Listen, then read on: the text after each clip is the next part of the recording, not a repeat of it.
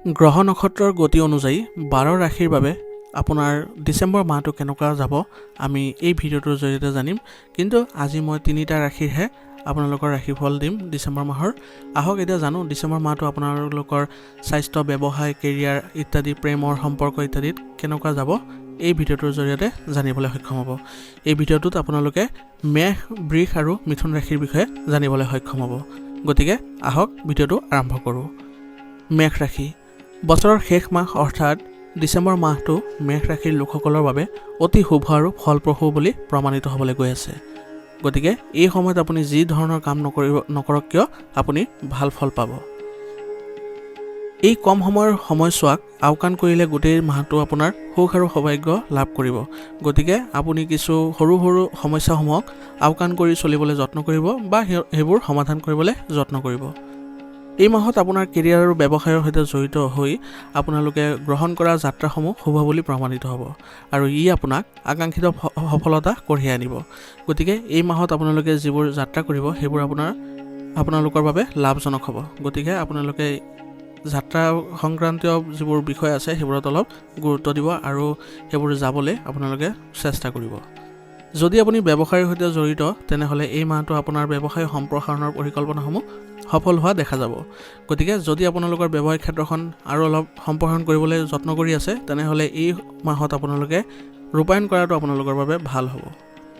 মাহৰ মাজভাগত আপুনি এটা ডাঙৰ ব্যৱসায়িক চুক্তি লাভ কৰিব আৰু ইয়াৰ ফলত আপোনালোকৰ ব্যৱসায়ত উন্নতি দেখিব আৰু এই সময়ছোৱাত নতুন ব্যৱসায় আৰম্ভ কৰাৰ ইচ্ছাও আপুনি পূৰণ হ'ব। যদি আপুনি নতুন কোনো ব্যৱসায় খোলাৰ চিন্তা কৰিছে তেনেহ'লে আপোনাৰ এই মাহটোৰ বাবে এই সময় অনুকূল হৈ আছে। এই মাহটোৱে আপোনাৰ বাবে কেৰিয়াৰৰ ক্ষেত্ৰত শুভকামনা কঢ়িয়াই আনিছে। গতিকে নিবনুৱা লোকসকলে আপোনালোকৰ আকাংক্ষিত কৰ্মসংস্থাপনো লাভ কৰিব। গতিকে যিসকল নিবনুৱা আছে এই মাহটোত যদি আপোনালোকে চেষ্টা কৰে তেনেহ'লে কৰ্মসংস্থানৰ ফালৰ পৰা আপোনালোকে ভাল ফল লাভ কৰিব। কোনো ঘনিষ্ঠ বন্ধু বা আত্মীয়ই এই ক্ষেত্ৰত অতি সহায়ক বুলিও প্ৰমাণিত হ'ব বা আপুনি দেখিব যে আপোনাৰ কৰ্মসংস্থাপনৰ কোনো ঘনিষ্ঠ বন্ধু বা কোনো আত্মীয়ই আপোনালোকক খবৰ দিছে। এই ক্ষেত্ৰত আপোনালোকে সিহঁতৰ পৰা সহায় লাভ কৰিব। নিয়োজিত লোকসকলৰ পদ আৰু প্ৰতিপত্তি বৃদ্ধি পাব। সেইবাবে তেওঁলোকৰ এই মাহটো তেওঁলোকৰ কেৰিয়াৰৰ বাবে ভালেই দেখা গৈছে। সম্পৰ্কৰ দৃষ্টিকোণৰ পৰা এই মাহটো আপোনাৰ সেইসকল লোকৰ প্ৰতি অতি সাৱধান হ'ব লাগিব যিসকলে আপোনাৰ পৰিয়ালৰ প্ৰেম আৰু সম্প্ৰীতি বিনষ্ট কৰিবলৈ চেষ্টা কৰিছে। গতিকে যিসকল আপোনাৰ সম্পৰ্কৰ বাবে সুখী নহয় তেওঁলোকৰ পৰা দূৰত্ব বজাই ৰাখিব বা তেনেধৰণৰ লোকৰ পৰা আপুনি সংগ নকৰিব। এই মাহত আপোনাৰ সন্তানৰ লগত জড়িত যিকোনো ডাঙৰ চিন্তাৰ সমাধান পাব আৰু মাহৰ দ্বিতীয় সপ্তাহত ঘৰত কোনো বিষয় সন্দৰ্ভত আপোনাৰ আত্মীয়ৰ লগত মতানৈক্যৰ সৃষ্টি হ'ব পাৰে। গতিকে এইবোৰ ক্ষেত্ৰত অলপ ধ্যান দিব আৰু আপোনাৰ সন্তানৰ ক্ষেত্ৰত বিশেষভাৱে আপুনি ধ্যান দিব লাগিব, কাৰণ তেওঁলোকৰ যিকোনো সমস্যা হ'লে আপুনি সমাধান কৰিবলৈ যত্ন কৰিব, অন্যথা ইয়াৰ নেতিবাচক প্ৰভাৱ পৰিব পাৰে। এই সময়ছোৱাত আপোনাৰ প্ৰতি আপোনাৰ আচৰণ সলনি হোৱা যেন লাগিব। অৱশ্যে অতি সোনকালে আপুনি যোগাযোগৰ জৰিয়তে কথাবোৰ সমাধান কৰাটো সফল হ'ব। গতিকে যদি কোনো আচৰণত আপুনি সলনি হোৱা যেন অনুভৱ কৰিছে তেনেহ'লে আপুনি বিচলিত নহ'ব। আপুনি এইবোৰ বিষয় সমাধান কৰিবলৈ যত্ন কৰিব। দেখিব আপোনাৰ সকলোবোৰ স্বাভাৱিক হৈ পৰিছে। তিক্ত আৰু মধুৰ বিবাদৰ মাজতো প্ৰেম আৰু বৈবাহিক সম্পৰ্ক মধুৰ হৈ থাকিব আৰু মাহৰ শেষৰ ফালে কেৰিয়াৰ আৰু ব্যৱসায় সন্দৰ্ভত কিছু ডাঙৰ কৃতিত্ব আপুনি লাভ কৰিবলৈ সক্ষম হ'ব।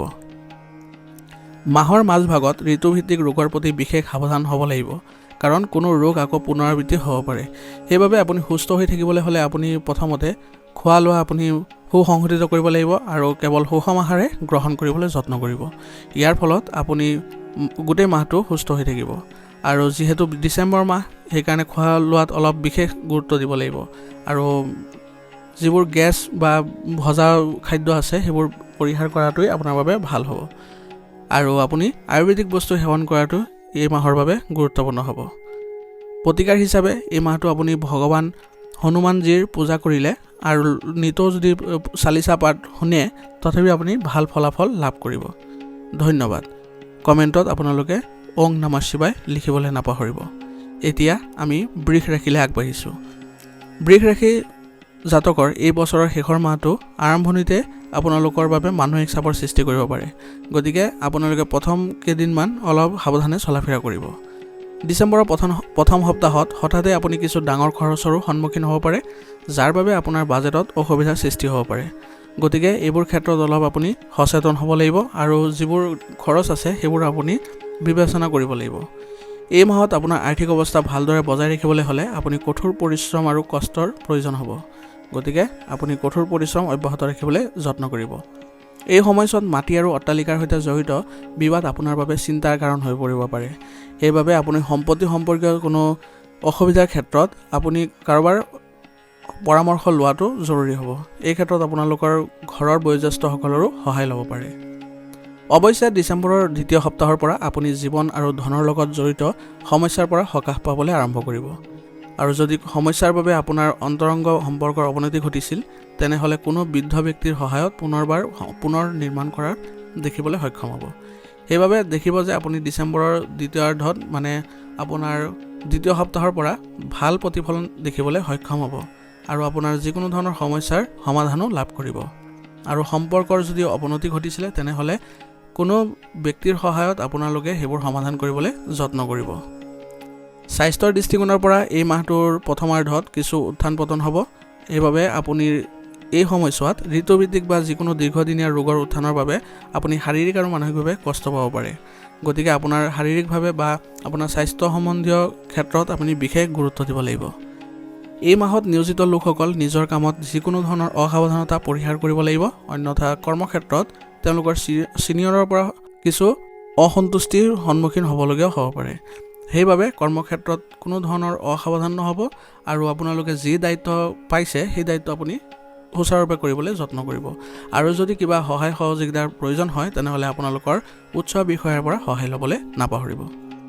ডিচেম্বৰৰ দ্বিতীয়াৰ্ধত আপুনি হয়তো প্ৰভাৱশালী লোকক লগ পাব, যাৰ সহায়ত আপুনি আপোনাৰ কেৰিয়াৰ আৰু ব্যৱসায়ত আগবাঢ়ি যোৱাত সহায় পাব। সেইবাবে আপুনি ডিচেম্বৰৰ দ্বিতীয়াৰ্ধত আপুনি দেখিব যে আপোনাৰ বহু ক্ষেত্ৰতে ভাল প্ৰতিফলন দেখা পাইছে। এই সময়ছোৱাত আপুনি যিকোনো ডাঙৰ চুক্তি আদিও লাভ কৰিব আৰু ইয়াৰ ফলত আপোনাৰ ব্যৱসায়িক ক্ষেত্ৰখনৰো উন্নতি হ'ব।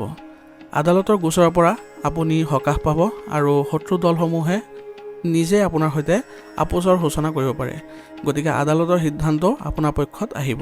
গতিকে যদি আপোনাৰ কোনো গোচৰ আদালতত আছিলে তেনেহ'লে এই মাহটোত নিষ্পত্তি হোৱাৰ পূৰ্ণ সম্ভাৱনা থাকিব। প্ৰেমৰ সম্পৰ্কত মধুৰতা থাকিব। ইয়াৰ ফলত আপোনালোকৰ প্ৰেমৰ সংগীৰ সৈতে ভালদৰে আপোনালোকে জীৱন যাপন কৰিবলৈ সক্ষম হ'ব আৰু ক'ৰবালৈ যোৱাৰ যদি পৰিকল্পনা আছিলে সেইবোৰো আপোনালোকে যাব পাৰে। বিবাহিত জীৱন সুখী হৈ থাকিব আৰু ইয়াৰ ফলত আপোনালোকৰ পৰিয়াল ব্যৱস্থাটো সুখদায়ক হ'ব আৰু পৰিয়ালৰ সকলো সদস্যৰ মাজতে মিলাপ্ৰীতিৰ ভাৱ আৰু সহযোগিতা থাকিব। এই মাহৰ বাবে আপোনাৰ প্ৰতিকাৰ হ'ব প্ৰতিদিনে শিৱ মন্দিৰত গৈ ভগৱান শিৱক পানী আগবঢ়াওক আৰু লগতে শিৱ চালিচ পাঠ কৰিবলৈ যত্ন কৰিব। কমেণ্টত ওং নমঃ শিৱায় লিখিবলৈ নাপাহৰিব। ধন্যবাদ। এতিয়া আগবাঢ়িছোঁ মিথুন ৰাশিলৈ।